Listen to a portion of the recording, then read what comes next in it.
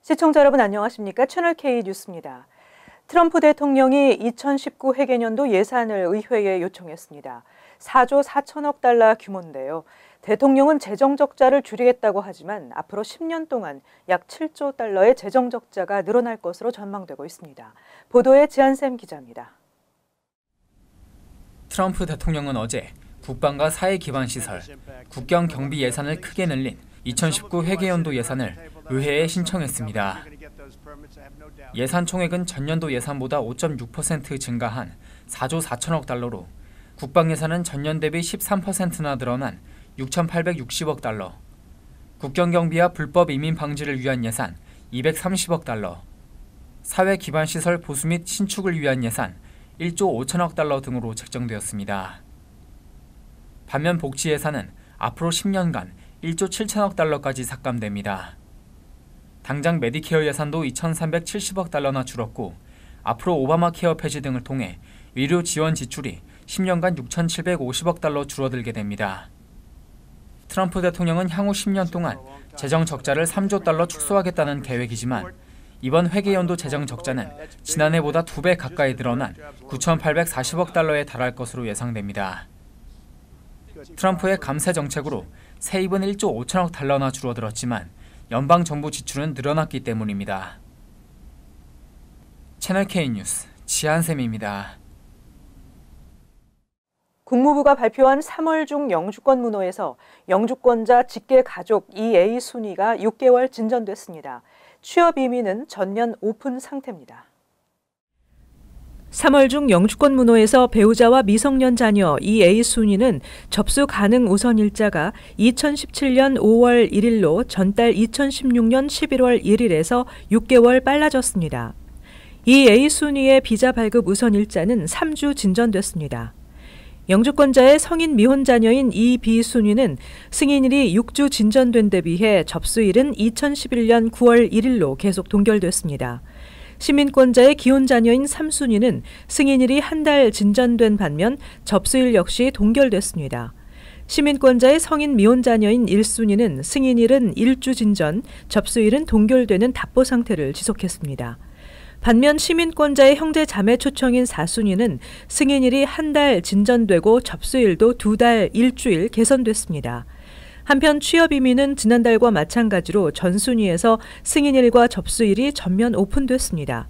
다만 취업 이민 5순위인 리저널 센터를 통한 투자 이민 비자 발급과 4순위인 성직자를 제외한 기타 종교 종사자에 대한 비자 발급은 지난달 비승인에서 승인으로 상태가 바뀌었으나 연방의회의 임시 예산안 통과 영향으로 오는 3월 22일까지만 유효한 상황입니다.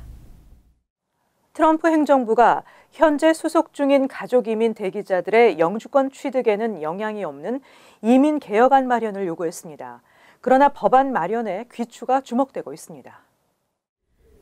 12일부터 연방 상원에서 이민 개혁 법안에 대한 본격적인 논의가 시작된 가운데 트럼프 행정부는 13년 동안 합법 이민자를 현재 연간 110만 명 수준으로 유지해 400만 명에 이르는 영주권 대기자의 적체를 먼저 해소할 방침을 포함한 이민 정책 핵심 4가지 프레임워크를 기반으로 한 법안 마련을 상원 공화당에 요구했다고 AP통신이 보도했습니다. 트럼프 대통령의 핵심 프레임워크는 불법 체류 청년 추방유예 다카 프로그램 수혜자를 포함한 180만 명의 드리머에게 10년에서 12년의 경과 기간을 거쳐 시민권 취득까지 허용하는 것과 남부 국경 장벽 건설과 보안 강화를 위한 250억 달러 예산 배정, 연쇄 초청을 직계 가족으로 제한해 가족 이민 축소, 추첨 영주권을 폐지해 그 쿼터를 이민 적체 해소와 임시 보호 신분 난민에 할당하는 내용입니다. 상원에서는 16일까지 5일 동안 이민법 개정안을 논의하고 다음 주 휴회가 끝나고 26일 의회가 재소집되면 수정안 가운데 60표 이상의 지지를 받은 안들을 취합해 초당적 이민 개혁 법안을 마련해 이에 대해서 최종 토론 표결을 실시하겠다는 계획입니다. 한편 상원에서의 초당적 이민 개혁 법안 가결 여부와 별도로 그 법안의 하원 통과 가능성에 대해서는 비관적 전망이 우세한 상황입니다. 폴 라이언 하원 의장은 대통령이 서명할 만한 법안만 본회의 안건으로 채택하겠다고 거듭 밝히고 있어 하원 본회의 상정조차 쉽지 않을 것으로 예상되고 있습니다. 뉴욕시 새 시의원이 배출된 지역 대부분에서 아시안 인구가 증가한 것으로 나타나 주목되고 있습니다. 뉴욕시 의원 선거에서 아시안들의 투표권이 갈수록 중요해지고 있다는 분석입니다.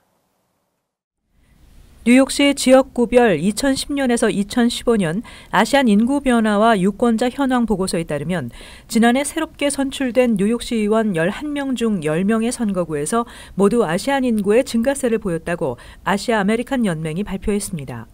특히 아시안 인구가 증가한 지역은 남부 브롱스부터 중부 브루클린, 동부 맨하탄까지 다양하게 분포되어 있습니다.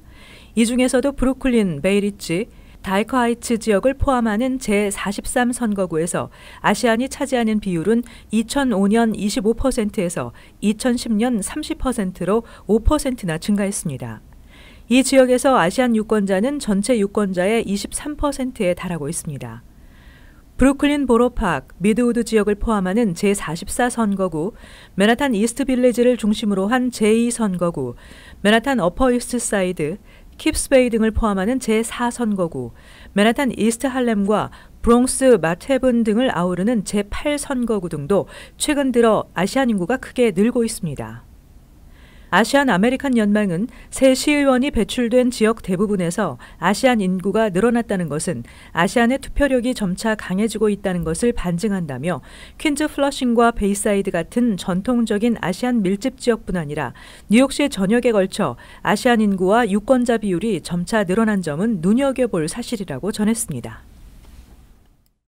2020년 센서스의 시민권자 여부를 묻도록 국무부가 센서스국에 요청한 바 있어 논란이 있었습니다. 이에 대해 뉴욕주 등 20개 주 검찰청이 연방 상무부에 2020년 연방 센서스국 설문지에 체류 신분 여부를 묻는 문항을 포함시키지 말 것을 강력히 요청했습니다. 법무부는 지난 12월 12일 센서스국에 서한을 보내 투표권 행사에서의 인종차별을 금하고 있는 1965년 투표권법 제2조를 충실히 이행하기 위해서는 더 정확한 시민권자 데이터가 필요하다며 체류 신분을 질문 항목에 포함할 것을 요구했습니다. 이에 대해 뉴욕주 등 20개 주 검찰청이 연방 상무부에 2020년 연방 센서스국 설문지에 시민권자 여부를 묻는 문항을 포함시키지 말 것을 강력히 요청했습니다. 에릭 슈나이더맨 뉴욕주 검찰총장은 10일 뉴저지, 캘리포니아, 커네티컷, 메릴랜드, 매사추세츠 등 19개 주 검찰들과 공동 명의로 서한을 발송하고 시민권자 여부를 묻는 질문은 이민자들의 센서스 조사 참여를 저해시키는 요인으로 작용할 수 있다고 지적하고 특히 이는 센서스 결과와 직결되는 각 주정부의 지원금 배분, 연방 하원 의석수, 각 지역 선거구 결정 등에 심각한 영향을 줄 수 있다고 강조했습니다. 대한항공과 아시아나항공의 항공기 정시 도착률이 저조한 것으로 나타났습니다. 안전 부문에서도 높은 평가를 받지 못했습니다. 플라이스태츠가 지난해 세계 주요 항공사의 정시 도착률을 조사한 결과 대한항공과 아시아나항공은 지난해 평균 정시 도착률이 각각 70.3%, 67.1%로 상위 10위권에 포함된 국제 항공사들과 큰 격차가 나며 하위권을 기록했습니다.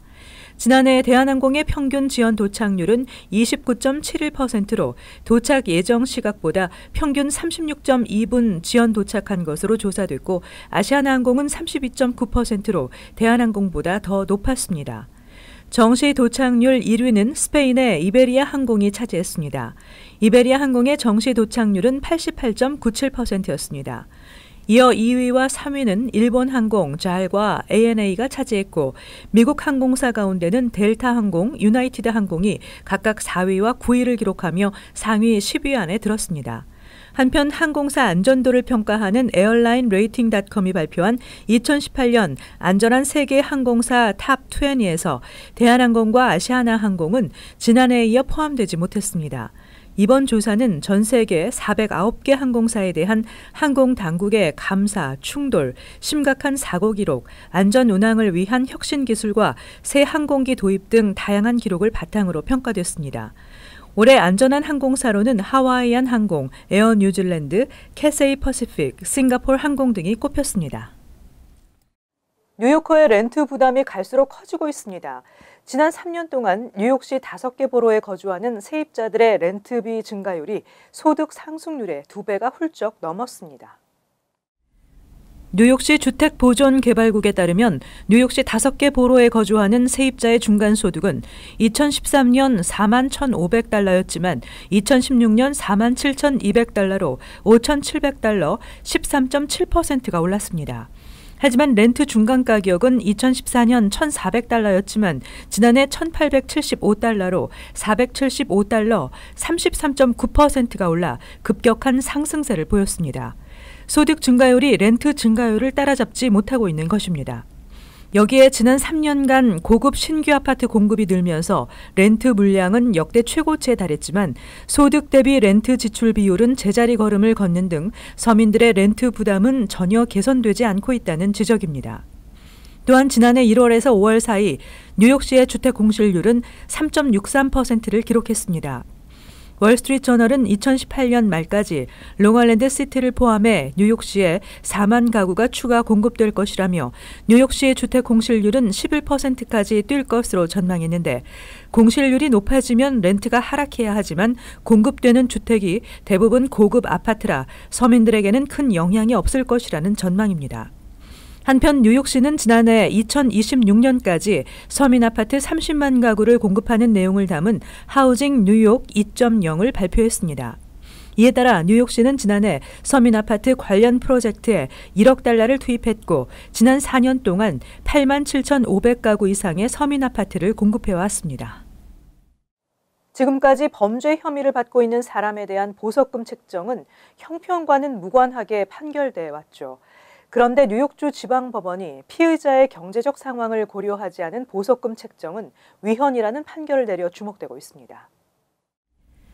뉴욕주 업스테이트 더체스 카운티에 있는 주 지방법원 마리아 로사 판사는 재판에서 피의자가 해당 금액을 납부할 수 있는지를 고려하지 않은 보석금 책정은 공정한 사법제도를 명시한 주와 연방 헌법을 위배할 소지가 있다고 판시했습니다. 이러한 판결은 지난 10월 경범죄로 체포된 크리스토퍼 컨켈리의 재판에서 내려진 것인데 컨켈리는 당시 타운 법원에서 5,000달러의 보석금을 책정받았지만 이를 내지 못해 지난 1월 유죄 인정을 할 때까지 3개월 동안 구치소에서 구금된 상태로 재판을 받아왔습니다. 컨켈리의 경우 1년 소득이 $10,000밖에 되지 않았고 그의 죄목은 대형 소매체인 타겟에서 $60짜리 진공 청소기를 훔친 혐의의 경범죄였습니다. 이 재판 직후 시민단체인 뉴욕시민자유연맹이 보석금 제도가 저소득 또는 빈곤층에 공정하지 않다며 소송을 제기한 것입니다. 한편 검찰 측은 컨켈리가 과거 전과가 있고 2차례나 법원 출두 명령을 위반한 전력, 또 구치소에서 풀려난 지 7주 만에 타겟 절도를 일으켰던 정황 등을 고려해 보석금을 책정했다고 주장했습니다. 한인금연센터가 새해를 맞아 금연 캠페인을 전개하고 있습니다. 아시안들의 금연을 돕는 에이시안 스모커 퀴드라인 ASQ 산하 한인금연센터는 금연에 성공한 후 자신과 가족이 행복하고 건강할 때 다른 목표들을 이루는 것이 훨씬 수월해질 것이라는 메시지를 전하면서 새해를 맞아 금연 캠페인을 전개하고 있습니다. 한인금연센터가 제공하는 금연 서비스는 금연 성공률이 2배나 높다고 과학적으로 검증된 프로그램으로 금연 전문가들의 도움을 통해 1:1 맞춤형 금연 계획을 세우고 금연 책자와 2주치의 니코틴 패치도 우편을 통해 무료로 제공받을 수 있습니다. 한편 ASQ는 질병통제예방센터의 기금을 받으며 2012년에 개설된 이후 미 전역에서 아시안 흡연자 10,000여 명의 금연을 도와준 바 있습니다. ASQ는 동부 시간으로 월요일에서 금요일 오전 10시부터 자정까지 운영됩니다. 이어서 LA 지역 한인사회 소식입니다. 지난 주말 LA 한인타운에서 한인 할머니가 길거리에서 무차별 폭행을 당하는 사건이 발생했습니다. 사건 발생 장소는 한인 노인들이 자주 이용하는 거리로 한인들은 불안에 떨고 있습니다. 경찰 당국은 노인 대상 범죄 예방 지침을 적용하고 처벌을 강화할 계획입니다. LA 한인타운에서 80대 한인 여성이 묻지마 폭행을 당했습니다. 지난 10일 오후 1시 30분쯤 한 중년의 히스패닉 남성이 피해자에게 접근해 얼굴을 세게 가격한 뒤 달아났습니다. 목격 당시 피해 여성은 왼쪽 귀 뒤에서 상당한 양의 피를 흘리고 있었습니다. 왜 그러지 하고 무심코 지나가면서 바닥을 봤더니 할머니가 걸어가신 그 자리가 피가 뚝뚝뚝 떨어뜨려지고 가신 거예요. 그래서 내가 뒤돌아보니까는 뒤에서 피가 막 흐르고 계시더라고요. 귀 뒤쪽에서.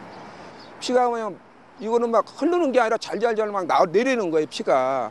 사건 발생 현장에는 아직도 혈흔이 그대로 남아있어 위험하고 참혹했던 당시 상황을 짐작할 수 있습니다. 용의자는 피해 여성과 전혀 알지 못하는 사이며 할머니의 금품을 훔치지 않았다는 피해자 가족의 증언에 따라 경찰 당국은 해당 사건을 이유 없는 묻지마 폭행으로 보고 수사를 벌이고 있습니다. 앞서 지난달 한인타운 내 주택가에서 20대 흑인 여성이 70대 한인 여성의 가방을 빼앗아 달아나는 등 타운 내 노인을 대상으로 한 크고 작은 범죄가 잇따라 발생하고 있습니다. 특히 이번 사건은 주말 대낮 한인들의 통행이 잦은 타운 한복판에서 발생한 만큼 한인들의 불안감은 커지고 있습니다. 당연히 불안하죠.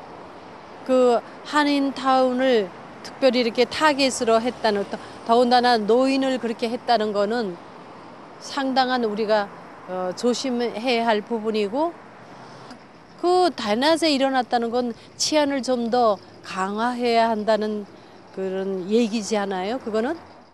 이에 LA 경찰국은 사회적 약자인 노인들을 대상으로 한 범죄를 예방하기 위해 이번 사건에 대한 처벌 수위를 강화할 방침입니다.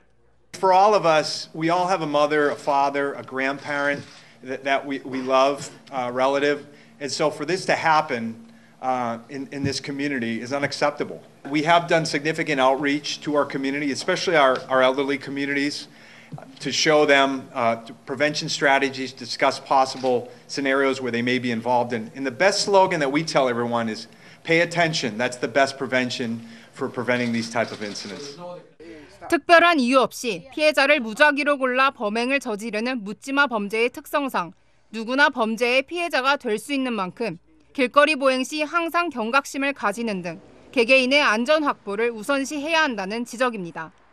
경찰 당국은 용의자는 5피트 5인치 키에 몸무게 150파운드 체구의 30대 중반 히스패닉 남성으로 추정된다며 용의자가 나온 CCTV를 공개하고 주민들의 적극적인 제보를 당부했습니다.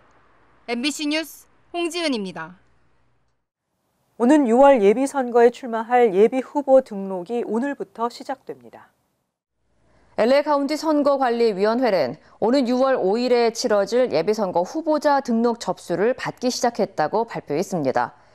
11월 지방선거를 앞두고 치루어지는 예비선거에는 캘리포니아 주지사를 비롯해 연방 상원과 주 상하원 의원, 그리고 LA 카운티 슈퍼바이저와 LA 카운티 셰리프 국장 등 주요 선출직 공무원들의 최종 후보를 뽑게 됩니다. 한편 예비후보 등록 기간은 3월 9일 마감되며 현직에 있는 선출직 공직자가 재선에 나서지 않는 일부 선거의 경우는 규정에 따라 마감일이 3월 14일까지 연장됩니다. 이어서 간추린 소식입니다. 한국교육부와 국립국제교육원은 올해 한미 대학생 연수 웨스트 프로그램 참가자 325명을 선발합니다. 웨스트 프로그램은 한미 정보협정에 따라 2009년 시작된 프로그램으로 국내 대학 재학생과 졸업생에게 최장 18개월 동안 미국에서 어학 연수, 인턴, 여행 등을 할 기회를 제공합니다. 올해는 51억 2천만 원의 예산을 지원해 상반기에 장기 100명, 중기 100명, 하반기 단기 65명, 웨스트 플러스 60명을 선발합니다. 맨하탄 검찰이 전철 개찰구를 무단 통과하는 지하철 무임승차자들의 기소를 중단합니다. 사이러스 펜스 주니어 검사장은 이번 달 1일부터 맨하탄 검찰청은 단순한 무임승차자들에 대해선 기소를 진행하지 않기로 했다며, 하지만 체포된 무임승차자 중 영장이 발부되는 사건에 대해서는 전과 같이 기소할 방침임을 밝혔습니다. 그러나 제임스 오닐 뉴욕시 경국장은 반대 입장을 보이고 있습니다. 재개발 프로젝트가 진행 중인 라과디아 공항의 새 주차장이 개장했습니다. 뉴욕 뉴저지 항만청은 라과디아 터미널 B에 건설 중인 7층짜리 주차장 중 차량 1,600대를 수용하는 1층에서 3층 주차 공간이 운영에 들어갔다고 밝혔습니다. 나머지 4개 층의 개장은 올 봄 안에 이루어질 예정이며 이를 통해 총 3,100대 차량을 수용하는 주차장이 터미널 B에 자리 잡게 됩니다.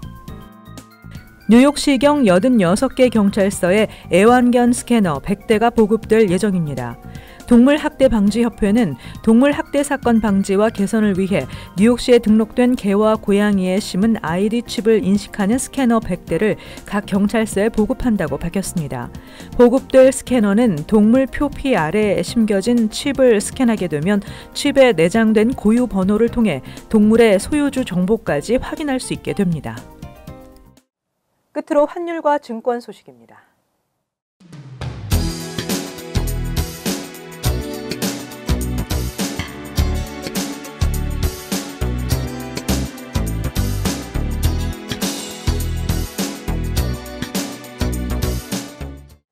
날씨 전해드립니다. 수요일 대체로 맑고 밤에는 곳에 따라 약간의 비가 예상됩니다. 낮 최고 48도, 섭씨 영상 9도, 밤 최저 42도, 섭씨 영상 6도. 목요일 오전에 대체로 흐리고 오후에는 가끔 맑겠습니다. 금요일 오전에 곳에 따라 비가 예상되고 흐리겠습니다. 이상으로 채널K 뉴스를 마칩니다. 시청해주신 여러분 고맙습니다.